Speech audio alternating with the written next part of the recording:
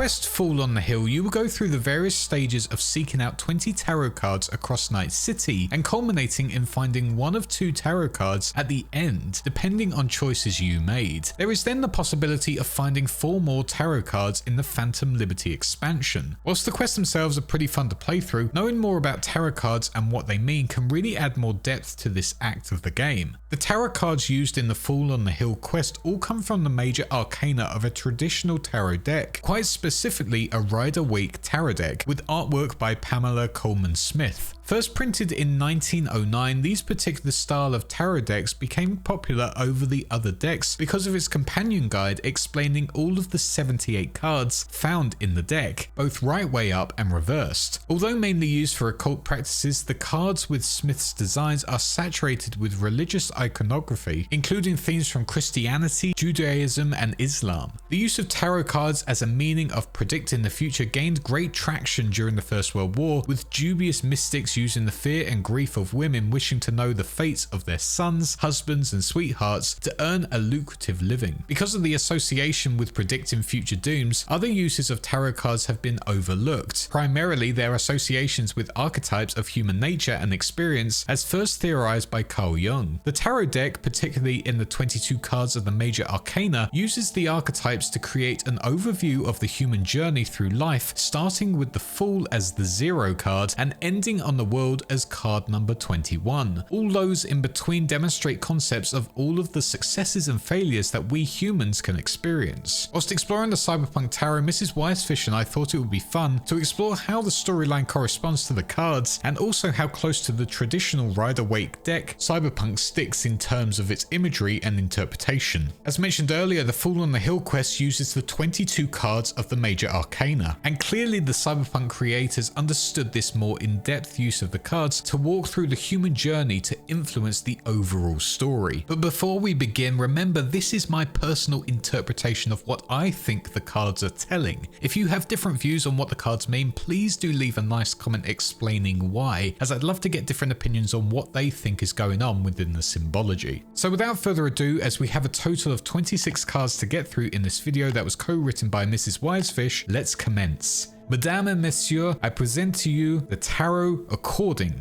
to Cyberpunk.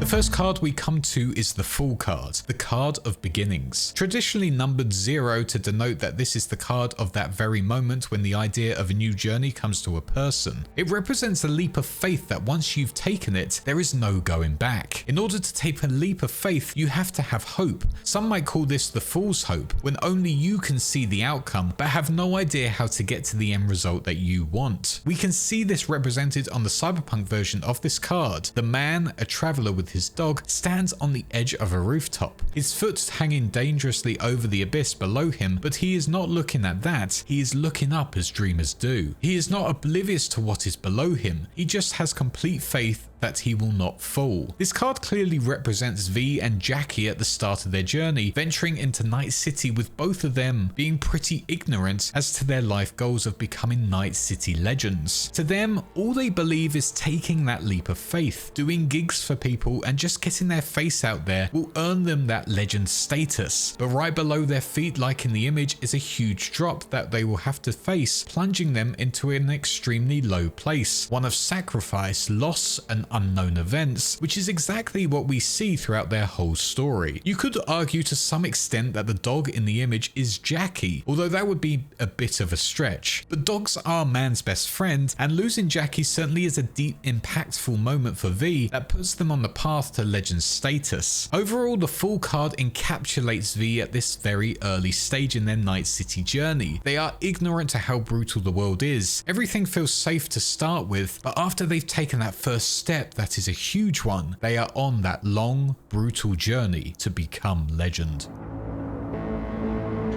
The Magician is a card of action and of transformation. It represents the stage in a journey when a person is full of confidence and making the seemingly impossible happen. The Cyberpunk version of this card retains important aspects of the original Rider-Waite version, namely the infinity symbol, used in the occult to represent balance, and also the cycle of death and rebirth, and representations of 3 out of the 4 suits of traditional tarot: swords, cups, and pentacles. Significantly, the wand is missing, which differs from the Rider-Waite version. Cyberpunk has purposely chosen to take away the Magician's most necessary tool. This card is extremely symbolic of the place it sits outside of, that being Lizzie's bar, where the once owner stood up to the brutal, powerful gang of the Tiger Claws in defense of her workers, who she was extremely protective over. Standing up to this gang made her a prime target, but she would always stand her ground, so much so that in the end the Tiger Claws would get their revenge and kill Lizzie. But the death of this club owner only triggered the rest of the workers within the bar, forcing them to rise up as their own new faction known as the Mocks, and renaming the whole of the bar in memory of their once leader, helping it become known as Lizzie's Bar. It can be argued that it represents V during their rebirth thanks to the relic, as Misty does state that in the final card reading. And whilst I agree, I still believe the card represents Lizzie's Bar and the whole idea of coming together for a greater good, over just V only, and maybe that's due to its location, but I'd argue it's a stronger bit of symbolism right here. Maybe the whole of Lizzie's Bar is symbolic of V's life of becoming stronger in death, but that's going into a whole different debate. To this date, the Mocks have grown in strength, and many gangs do not want to deal with them as they rise in power. The transformation of their club as a whole has made it a safe haven for all night workers and people who need safe lodgings, and although tragic, Lizzie's death has made this little part of Night City safe again, and also an incredibly popular nightclub. The Magician being without its wand to me represents the loss of Lizzie as their leader, but together as a faction, they are strong just by the memory of her, and as the card shows, they are a group that has transformed into something positive and one of action if the need arise, with individuals within the club clearly showing that confidence, such as Judy Alvarez, and making the impossible happen, turning simple club workers into fearsome warriors willing to protect those around them.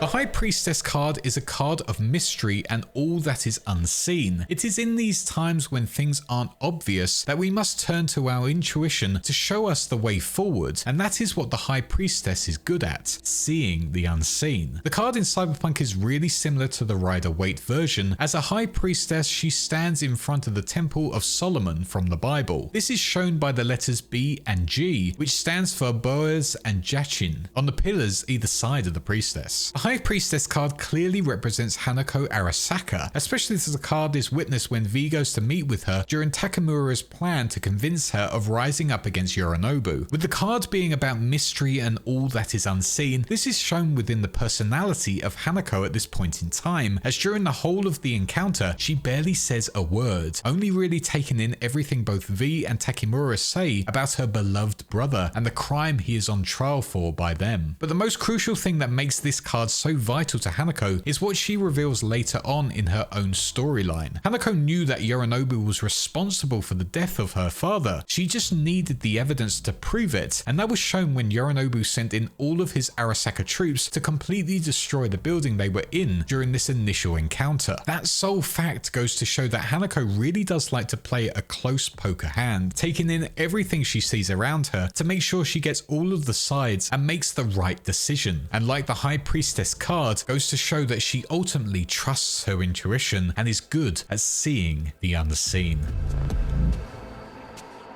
The Empress represents the archetypal mother figure, the epitome of traditional femininity. But as she is represented as Empress instead of mother, this can be seen as a figurative idea of what motherhood can represent. Traditionally, this is fertility, creativity, both of the mind and nature, and strength which comes from compassion, gentleness, and unconditional love. The cyberpunk incarnation of these feminine archetypes are represented on the card by flowers for nature, the kimono, the dress tradition, traditionally worn by Japanese women, and strength represented by the katana sword at the Empress's side. Obviously, the Empress card is a representation of Rogue, the leader of the afterlife, as it is located just outside the main doors. Rogue isn't the traditional mother in the sense of having children and all of that traditional stuff, but she is arguably the biggest fixer in Night City, and to all the Edgerunners, the main person in their life. Without her, many would not be able to make a living doing gigs and gathering information on potential clients. If you are to treat Rogue with respect and do what she wants, then she will in return repay that favor and look after you, getting you regular gigs and treating you as one of her own. To many, they would defend Rogue with their lives, as she is extremely well respected throughout all of Night City, and because of that sole fact, it has made her one of the most powerful people in the city and a true legend because of what she has done within 2077 and what she got up to back during the corporate war, which is still being spoken about to this day. It's hard not to see why the Empress card fits perfectly for Rogue. She fits all of the characteristics of it and will live on as a legend for many years to come.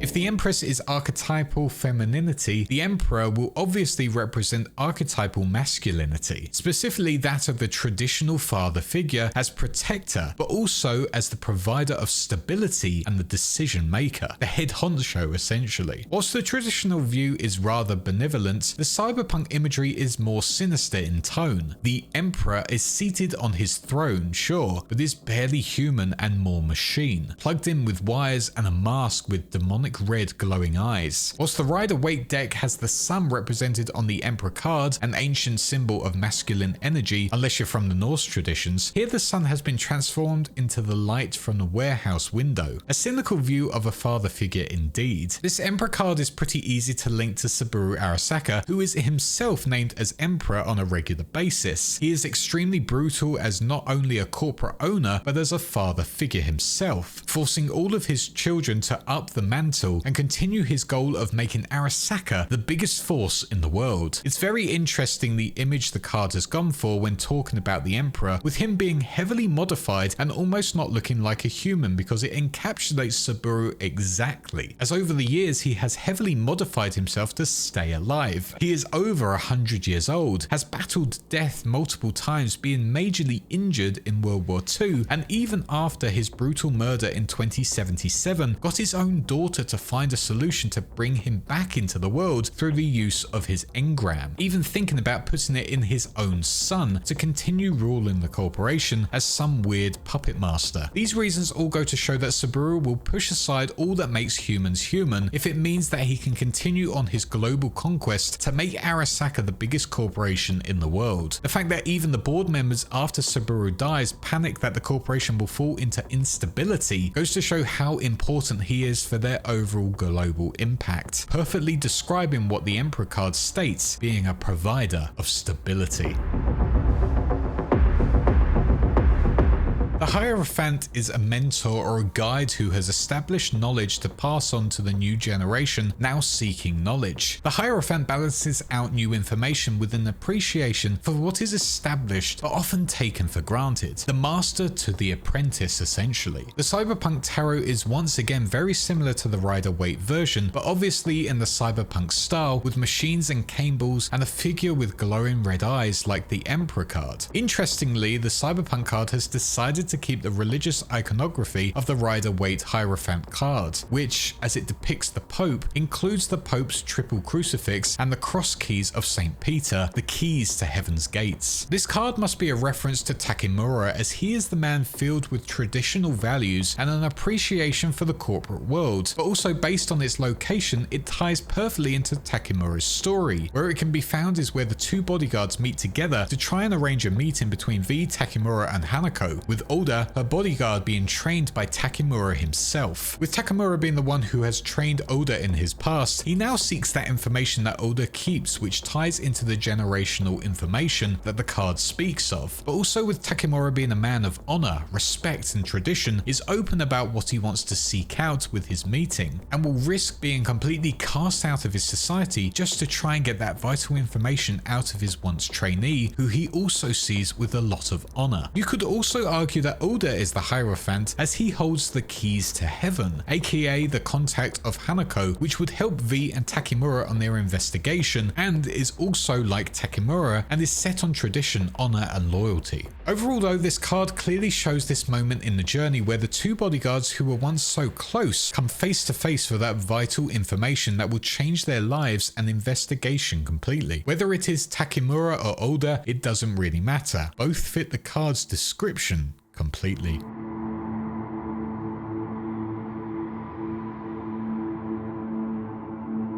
The Lovers is slightly self-explanatory in that it is a card primarily of romance and relationships, but it also goes deeper than that. It can mean any partnership where there is a strong bond with a solid foundation. It is a card of honor and respect between two people. The Cyberpunk Lovers card looks nothing like the Rider-Waite version, which depicts Adam and Eve. Instead, Cyberpunk has gone for two skeletons leaning towards each other, their tongues meeting in the middle. This possibly implies that the Cyberpunk creators have opted for a slightly different interpretation of the Lovers in this case, perhaps more of the destructive nature of love and how it can often lead to the sacrifice of something else. Based on the card's location, it's quite easy to decipher who this is about, mainly being focused on the relationship between Johnny and Rogue, two lovers who always had an on and off relationship with one another but could never really be separated. They were always brought back to one another, and we see that in every encounter and dialogue choice they have. The fact that the card depicts them as skeletons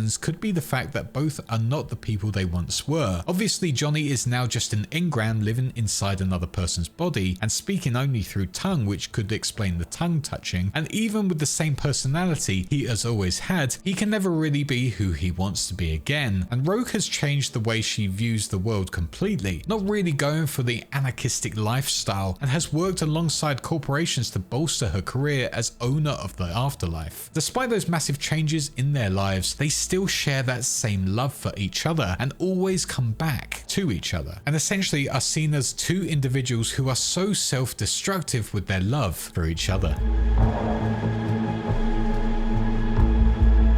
The Chariot is a card of triumph, like how the Romans would enjoy a spot of chariot racing. It would be the one who was confident and committed that would most likely win the day. That is what the Chariot is about, strong will and determination. It encourages the reader to commit to their beliefs and then they cannot fail. The Chariot card here has been given a good Cyberpunk update and now is showing a motorcycle rider going at speed presumably towards their goal. The Chariot is also once again another card that seems to represent Takemura, or rather Takemura and V's journey at this point in time. Once enemies, the two are now clearly needing each other's help to continue to live on, with V searching for a cure for the relic and Takemura looking for revenge against Yorinobu, bringing them to Tom's Diner where this card is located. The whole symbology of what this card means in its location is that both V and Takemura are just being driven in every direction, desperate to reach some meaningful location, and on that journey they will experience sudden changes in path and many highs and lows as you'd expect if you were to ride in a chariot. But the two are determined and confident that they will get to their destination. This we certainly see in their journey as Takemura has to question everything he once stood for, and V has to do unthinkable daring things to try and survive. The card ultimately is a poetic way of showing that the journey these two are on is not fully direct. They are on this ride, but it is unpredictable and will have many high and low points before it reaches its final destination.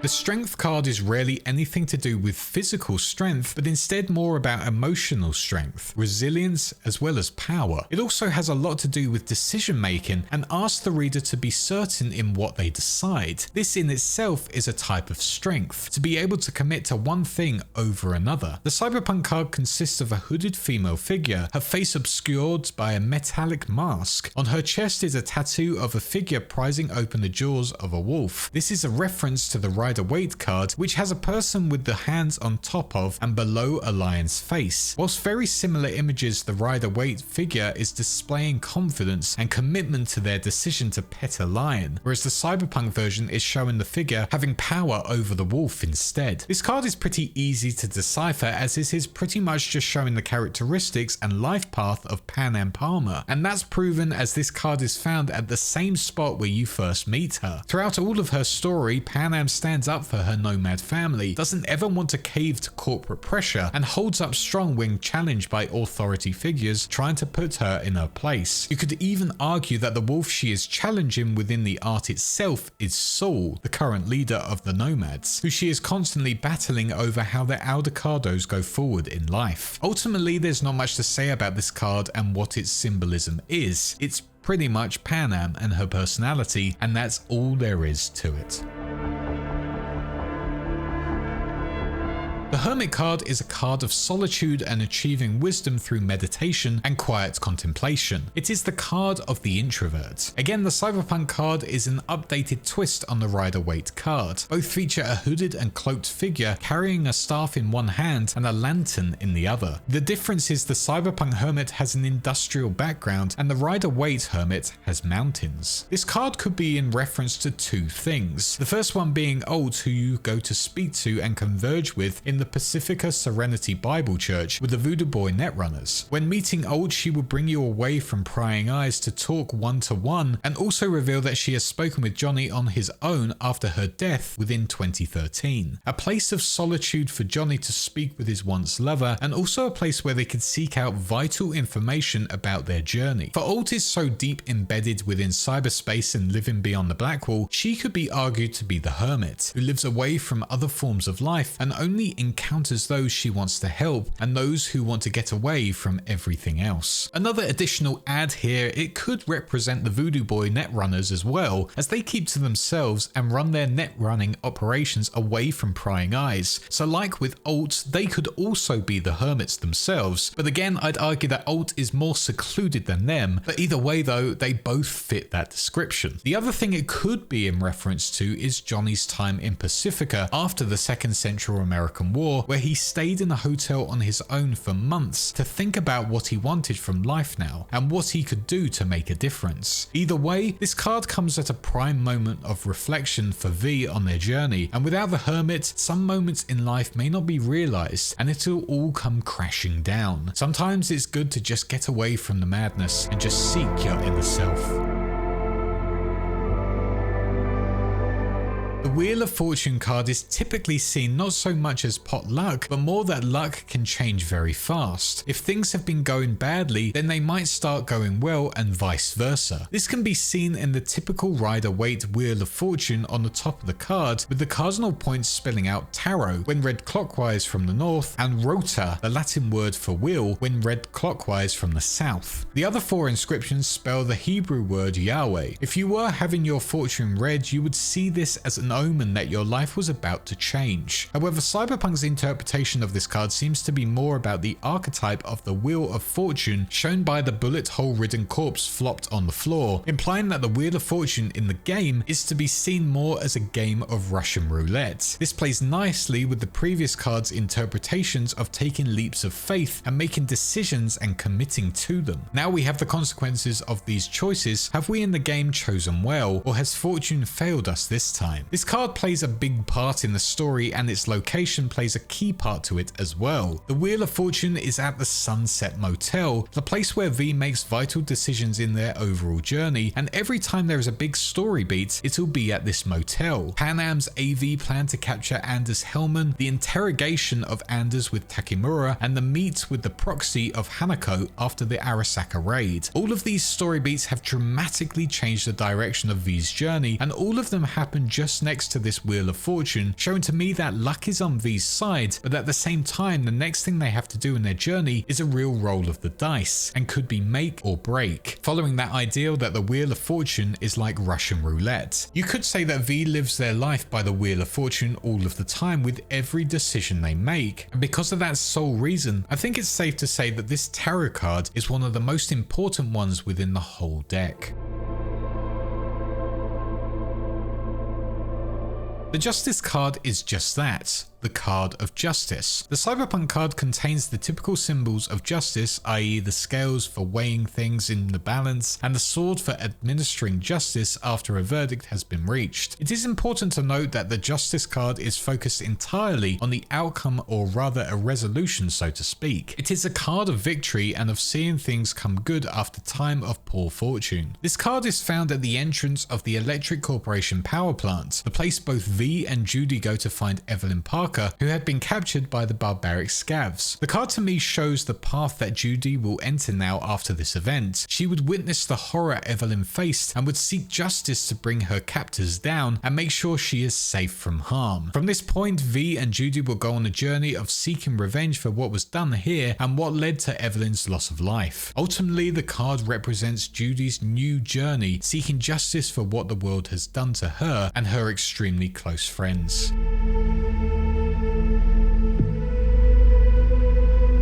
You'll be happy to know that the Hanged Man isn't as sinister of a card as it appears on the surface. This card is often used in overacted detective dramas to foretell some doom, but it actually has a far deeper meaning. The Hanged Man is the card of sacrifice, normally of self-sacrifice, where someone gives up something that is of value to them in order to achieve another goal. Depending on the goal, the thing that needs to be sacrificed can vary wildly. The Cyberpunk card is very similar to the Rider-Waite card, as it depicts a figure hanging upside down. Why he's upside down is up for some debate. It might be because St. Peter was crucified upside down and the tarot does like a bit of Christian symbolism, or it can be a reference to Odin hanging himself in order to gain wisdom, the classic, if extreme, example of self-sacrifice. Being located at the oil fields, this place would be where Johnny Silverhand's body would be dumped by Adam Smasher after it was used for Soul Killer. During chipping in, Johnny would express to V how much he sacrificed and lets it all out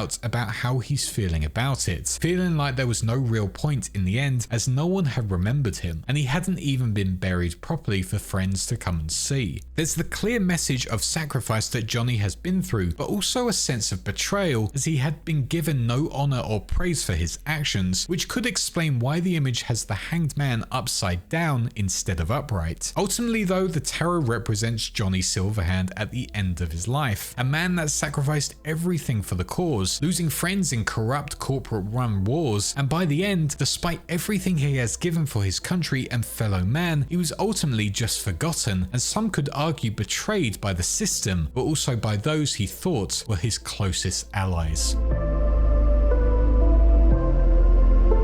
This is another card that overly acted detective dramas have given a bad rap. Although it does itself no favors by being called death, it is generally seen more as a card of endings and consequently of rebirth. Even more figurative, if one door closes, another one opens. This card indicates that there will be loss, but it is a necessary one, something that must be let go of in order to move forward, and usually it's something that's been hung on to for far too long anyway. And what comes next is generally far better than what was had before. Cyberpunk turns away from the Rider-Waite tarot deck towards another common tarot image, that of the Grim Reaper with a scythe. In Cyberpunk, a skeletal figure is holding a sword, representing an updated Grim Reaper perhaps. It comes as no shock that this card appears near the end of V's journey, but also tying into the card's meaning also comes when a vital choice must be made as V enters the building of Embers to make contact with Hanako about what comes next. The Death card here displays that V will have many doors open to pick, but once they pick that path, the other doors will close. When looking into the actual quote-unquote choices, this card makes a lot more sense as to why it is just the Grim Reaper figure. Ultimately, V will never win. Their body will always just have 6 months to live, and in the end, they will die. No matter what door they open, what path they take, it will always be an illusion of choice, as there is only one path left for V, and that is sadly what the card implies: death. Well, unless you take the new expansion endings, but then you don't go to Embers, so wouldn't come face to face with the Death card.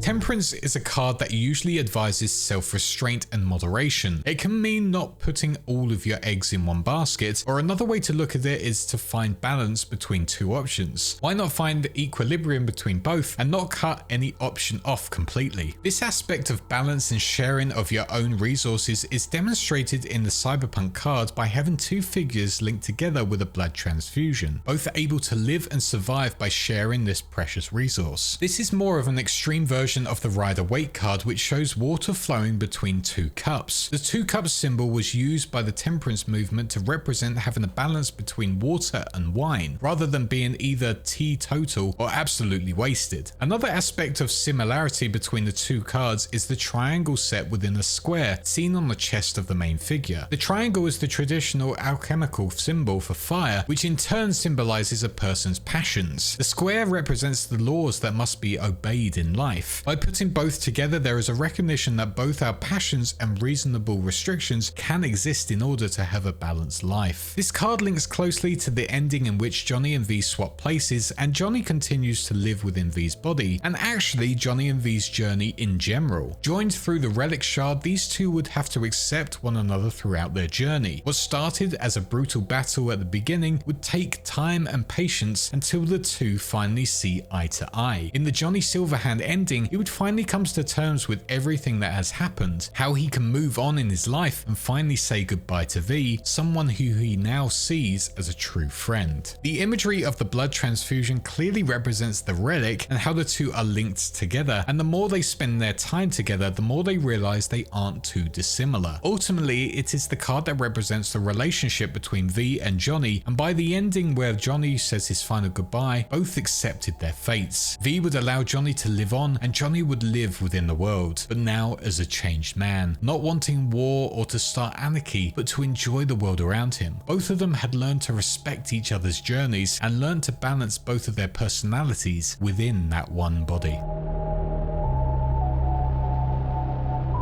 The Devil is another card that has been greatly misunderstood in media, but even though not quite as scary as it first appears, its satanic imagery is designed to serve as a warning. The Devil card indicates that there is something that the reader has an unhealthy dependence upon, like an addiction. This can be a thing or a person, but it warns that this dependence is holding the reader back, and the only way of moving forward on the journey is to free themselves from whatever they have become dependent on. Thinking of the Christian Lord's Prayer line, and lead us not into temptation, the devil is temptation, and the reader would be wise to ignore its meaningless promises. The Rider-Waite deck has the traditional image of Satan, half man, half ram, with an upside down pentagram. The images that the Christian church themselves appropriated to scare people away from Celtic paganism and the Gaelic horned god Cernunnos. However, Cyberpunk provides us with a new devil, the Maelstrom gang depicted in the Cyberpunk devil card. The imagery being Maelstrom is interesting, as it clearly shows that by this point, if you were to achieve the devil card, you have lost all sense of who you were, similar to how Maelstrom have so much cyberware that they are not recognizable as humans anymore. The interesting thing about the devil card is that you have to side with Arasaka to get it, proving that you will do anything for your own survival, forgetting that this corporation had taken everything from you, including Jackie, Takemura if he were to die, and many other individuals who they had shut down in the process. This goes to essentially say you signed your soul to the devil, and you did not care about anyone in the process. You essentially thought of the short-term temptation of survival and not the thoughts of others like Misty, who you essentially threw under the bus. Not only that, but choosing the devil card is not as good as it seems, as shown in the ending. Whilst yes, you are fixed, the trauma and feeling of regret V feels is shown every day after their surgery and is evident through the nightmares of Johnny's voice and also the moment Jackie died. Whilst you can leave accepting your fate of dying down in Night City after 6 months, V has sold their soul to Arasaka, betraying their loved ones, and that is something they will have to live with forever, which matches clearly with the age-old idea that if you sign your soul with the devil, you will always go on to regret it.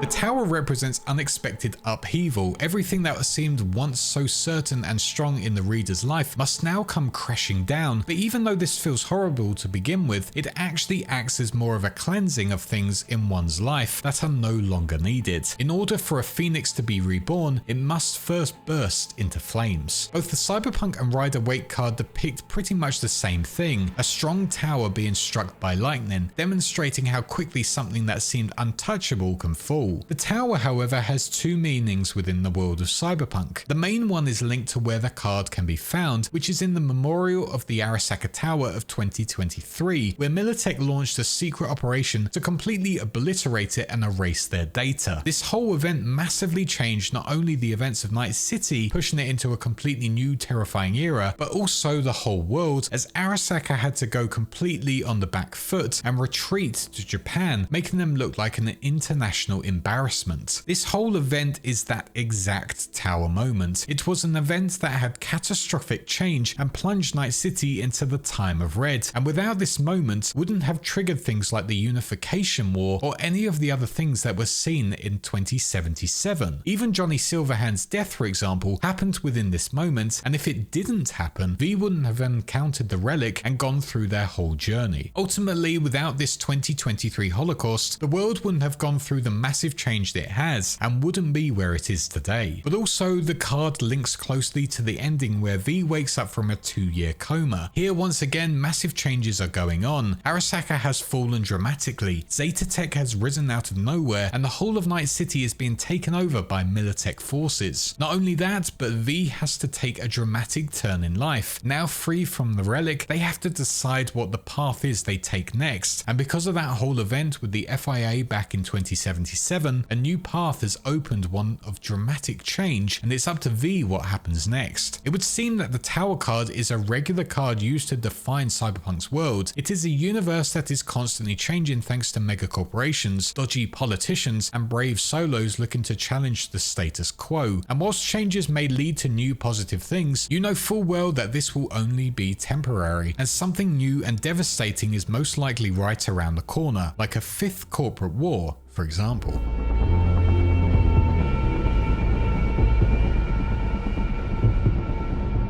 Now we've gotten through the Doom and Gloom cards, we move on to the Celestial cards. The Star is a card of hope. It is a light which illuminates the dark and also the representation of the North Star which guides us all home. Well, if you live in the Northern Hemisphere anyway. Whilst the Rider-Waite card does depict an actual star, specifically an 8-pointed star, its main image is of a naked woman, 1 foot on land and 1 in water. Similar to what is depicted on the Temperance card, indicating the star is guiding us towards a more balanced life, but also one awakening as the woman pours water onto the ground, which splits into 5 streams, each representing one of the 5 senses. The Cyberpunk card focuses less on the actual star and actually puts the woman as the central figure, or star, of the show, as she is being watched dancing by what looks like an audience of purple-eyed cyclopses. And it is unclear how this is supposed to represent hope and balance. Perhaps the Cyberpunk creators see the stars as glittering distractions. The star is seen out within the Badlands in the location where the Aldecados get ready to leave Night City for good. My personal interpretation of this card and where it's located is to show off a positive new chapter. This is finally a chance for V, Pan Am and the rest of the clan to move on to greener pastures, survive the brutality of Night City and the corporations there, and finally once they leave, they can breathe clean air once again, knowing full well that they had survived. I think this is made clear with the image in the card, as the individual is free and fully blossoming, which is exactly what the clan can do now. Maybe it has other meanings, especially with the Cyclopses, which I can't quite comprehend at this point in time. And a side note which I have added here after editing the whole video together, the star represents the guiding light, and Pan Am does believe that out there somewhere is a cure for V, so you could argue that Pan Am is doing just that, following the guiding light to find a better life and that one true goal that the Aldecados are now on, that being to save V. The fact that it is mainly seen during the final Nomad ending says to me that this card links to a new beginning that the clan are going towards, one where these individuals can fully live and grow in a positive light and forge a closer family unit whilst trying to save V as well.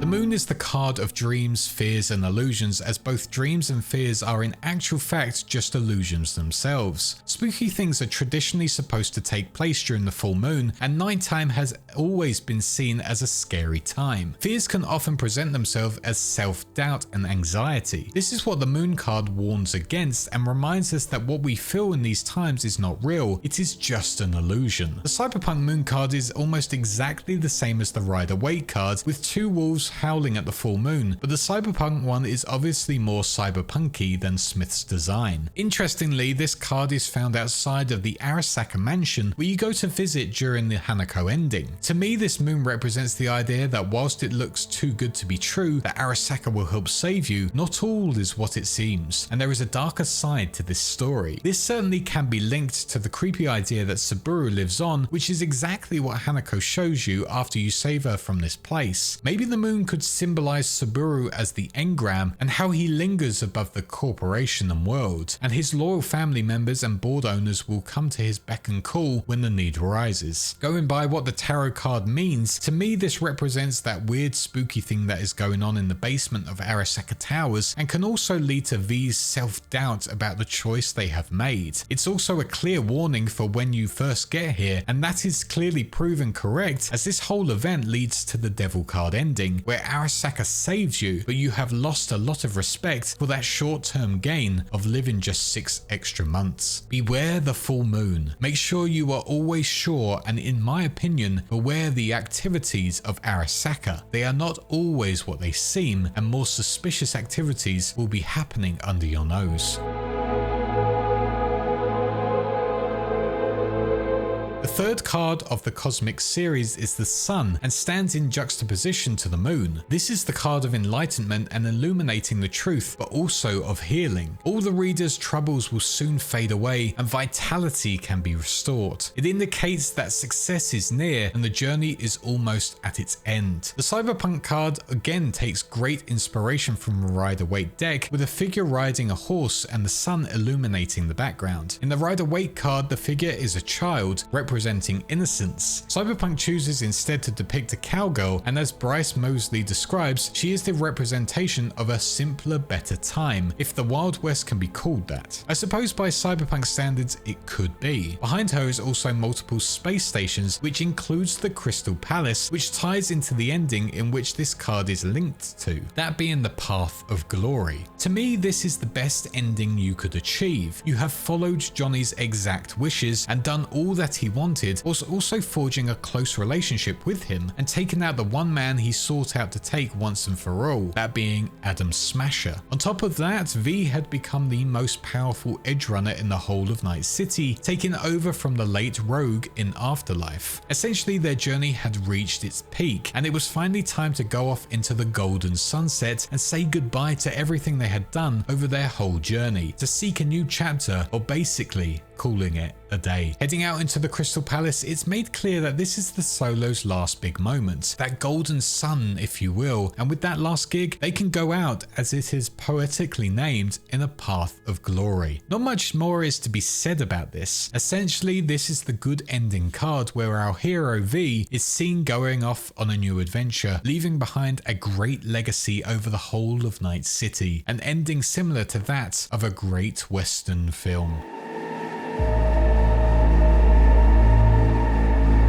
The second to last card is a card of reflection. At the end of the journey, we must always look back and reflect on how we got this far and balance all of the decisions and steps taken to decide whether the outcome will be good or bad. This card can be seen as both good and bad, depending on if the reader has something to hide or not, as all things have been illuminated now and are known and clear. Again, the Cyberpunk card takes inspiration from the Rider-Waite imagery, this time showing the trumpeting figure that is assumed to be Israfil, one of the 4 archangels from Islamic tradition, who blows the trumpet on the Day of Judgement. Depicted at the bottom of both cards are figures who are being resurrected from their graves, representing the prophecy from the book of Revelations in the Bible for what is supposed to happen on the day of judgment. This card is found right at the end of the game before you enter Mikoshi to face your final fate, which is exactly what the card shows off. To some extent, you could see Alt as being the decider of your fate, and whilst in Mikoshi, when sitting with Johnny Silverhand for the last time, this would be your time of reflection to make that final decision of living the remaining 6 months of your life, leaving Johnny to go with Alt past the Black Wall, or accepting Alt's offer and joining her in the Black Wall and letting Johnny take over the body. Essentially, this card is the perfect one for this moment in V's journey. It isn't necessarily the final choice, but it is a moment where every decision could be weighed up and a big life-changing decision will be made. You could also argue that Mikoshi is Heaven's Gates, and this is your chance to get the ending you want or accept a more gruesome fate. That said, however, if you were to sign with the devil, this card will not be yours. You made your decision and that is fact now. You can never have your actions and past be up for judgment, as that is already done for you. Overall, this card is showing exactly what V is going to face when in Mikoshi. It is that final bit of judgment and reflection they need to confirm where their life goes next.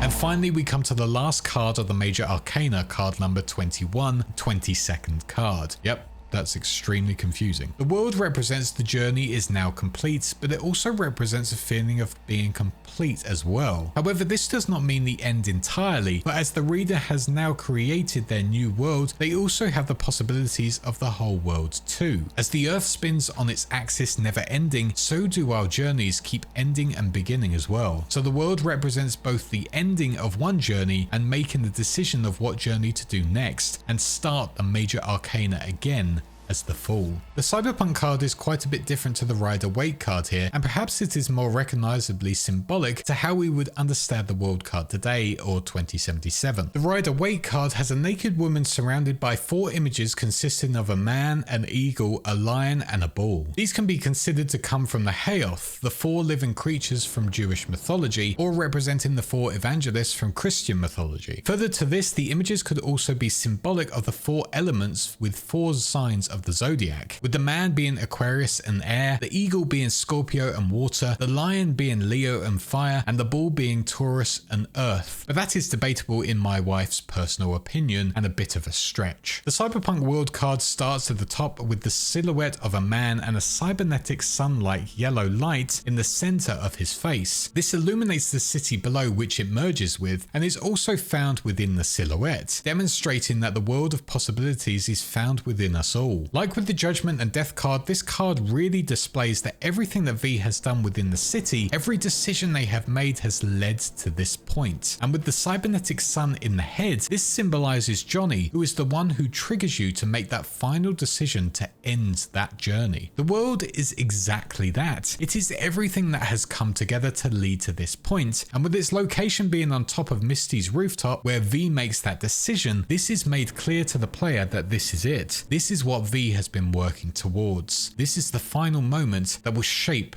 the rest of their lives.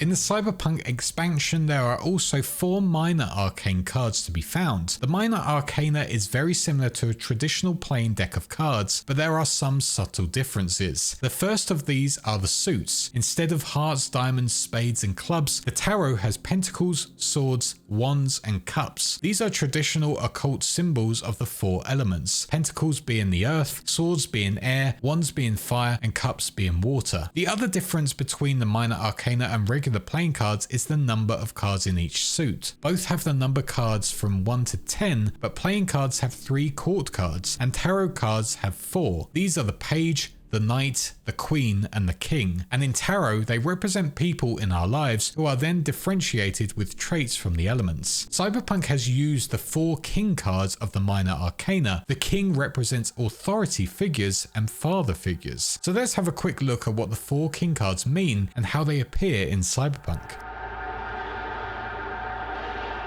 Following what was just said, the King of Cups is the authority figure to do with water, which represents emotions. These combine to make the King of Cups the card of diplomacy and of being fair-minded. The card encourages us to see both sides and find compromises where there is conflict. There is little really to change in artistic interpretation from the Rider-Waite card to the Cyberpunk version, so both show a seated man holding a cup. This card is found when you first encounter Songbird to start their story, and because of that sole fact and the idea that this card is about emotions and feelings, it's quite safe to say that this perfectly encapsulates Somi as a whole. The more we see of Somi during this story, the more we realize she is heavily motivated by past events that have affected her emotionally, and every decision she makes going forward is driven by that. Like when V supposedly betrays Somi and favors Reed's plans, this drives her mad and triggers her extremely dangerous side, leading to a lot of destruction on her path, and her emotions eventually getting so deadly that it breaks the system and unleashes a deadly secret down within Militech bases. The imagery is also interesting on the Cyberpunk card as it displays the character sitting on a machine throne with a cup of blood. To me personally, this shows that whilst she is driven by emotions, she is in control, or at least she thinks she is. And again, that is shown by the fact that this whole capture of Myers from the beginning was Somi's plan, bringing in V to conduct everything she wanted and to gain her own personal freedom once again. The more you explore the person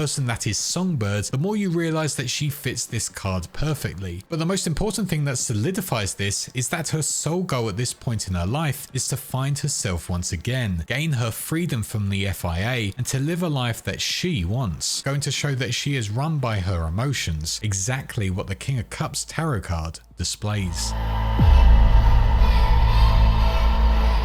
The King of Pentacles represents the father figure as he relates to the earth, and this manifests as being grounded and entrepreneurial. The King of Pentacles is calm and sure of himself, who provides stability. The Rider-Waite card doesn't differ much from the King of Cups. It is again a seated male figure who in this instance is holding a pentacle. The Cyberpunk has a hooded figure with a gold 5-pointed star behind them. This could symbolize the main star from the flag of the new United States, but if we're being picky, and this is why WiseFish is, then this would technically be a pentagram and not a pentacle, as there is no circle surrounding the star. Being located within the safe house within Crest Street, once again this card clearly displays the characteristics of Rosalind Myers, the president of the NUSA, as she is the epitome of the card's descriptions. Whilst the card is told to be a father figure, I think this can apply to her because essentially she is the ruler of the whole of the NUSA nation and is extremely entrepreneurial, especially when you take into account what she wanted to do during the Unification War, bringing everyone into her rule, which you could argue fits into the relates to the earth part of the card meaning. Not much else is to be said about the card really, it's pretty self-explanatory. However, the whole imagery is very symbolic of this point in time, with the character being heavily disguised with the star behind it. It goes to show exactly what Myers is doing within Dogtown. She is running the country and operations still, but heavily undercover to hide from Kurt Hansen's forces. That's about it really. This card is pretty obvious. It represents Rosalind Myers at this point in their journey, and there you go.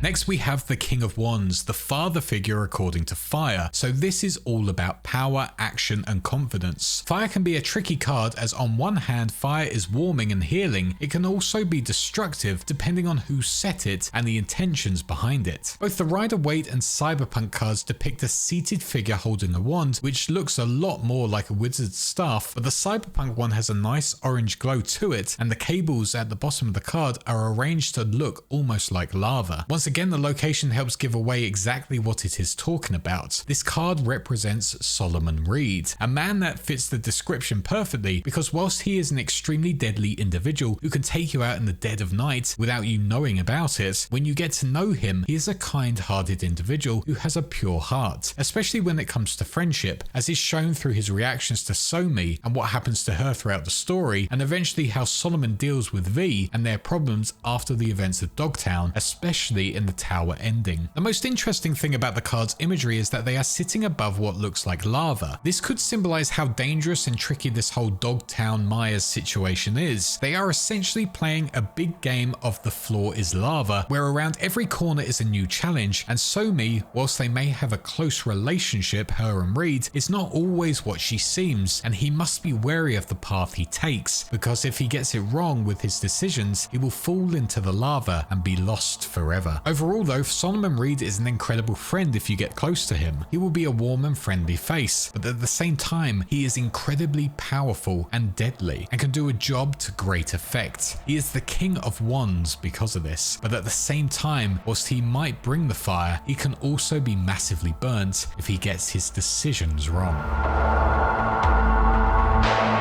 And finally, for the father figure according to Air, the King of Swords. This father figure is far more stern and to the point. Imagine how a sword cuts through the air without faffing about. However, the King of Swords is also fair and analytical. The clearer the air, the better we see. The Rider-Waite and Cyberpunk cards are once again very similar, both depicting figures holding swords. This is the trickiest one to decipher, and I hate ending the video on a card that is a bit tricky to interpret, but to me, this card, due to its location again, relates more to Alex, who is pretty open-minded when it comes to the mission at hand. Whilst Reed and Somi are so controlled by their emotions to the plan, and Maya's being focused on her overall ambitions, Alex looks at all of the different options and just puts them out on the table, enabling V to make their own mind up. She is not overly driven by her emotions. Yes, she knows what she wants, but she also likes to make sure things are overly thought through properly, and that's what makes her so fair and analytical like the card displays. The only thing I'd say about the imagery, although it might be a stretch, is that the face is quite obscured by the swords, with the face being hidden by them. This could, and as I say, it's a stretch, but it could relate to the fact that Alex can adjust her image when she wants, also being an aspiring actor, so she can always hide behind both sides of the argument, not put her face forward and use the facts to speak instead of her. That is what it could be anyway, but ultimately I think it's fair to say that the King of Swords, the fair and analytical figure, is Alex in this situation, especially when it's located outside of the Moth, and also because she is the most neutral individual out of all of the new characters within this Phantom Liberty story.